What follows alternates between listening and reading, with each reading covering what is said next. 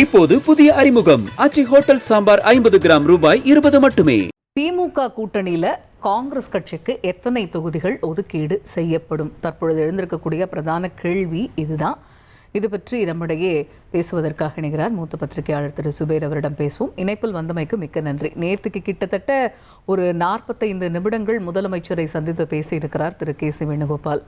இப்போ இவங்க போன முறை போட்டியிட்டது 25, இந்த முறை கூடுதலாக கேட்கப்படும், ஆட்சியில் பங்கு கேட்கப்படும், இந்த மாதிரியான விஷயங்கள் எல்லாமே கடந்த சில நாட்களாக போய்கிட்டு இருந்த சூழலில் திரு கே சி வேணுகோபால் அவர்களே சொல்லியிருந்தார், காங்கிரஸ் உடைய நிலைப்பாடு என்ன அப்படிங்கிறத உறுதியாக நாங்கள் இந்த கூட்டணி பேச்சுவார்த்தையின் போது தெரிவிப்போம் அப்படின்னு சொல்லியிருந்தார்.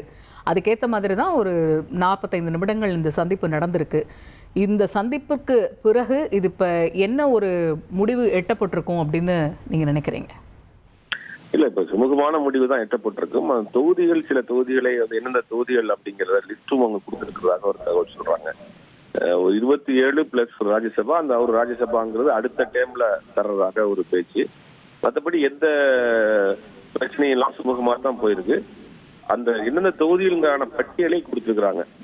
எல்லா கட்சிகளுமே தங்களுக்கான பட்டியலை கொடுப்பாங்க.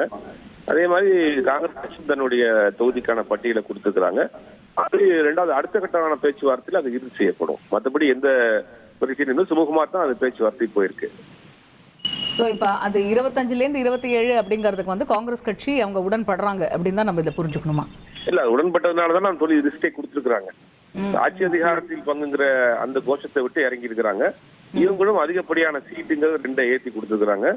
ராஜ்யசபா அப்படிங்கிறது ஒண்ணு அவங்க கேட்கறாங்க. அது அடுத்த டைம்ல கொடுக்கலாம். ஏன்னா இந்த 4 தான் இருக்கு.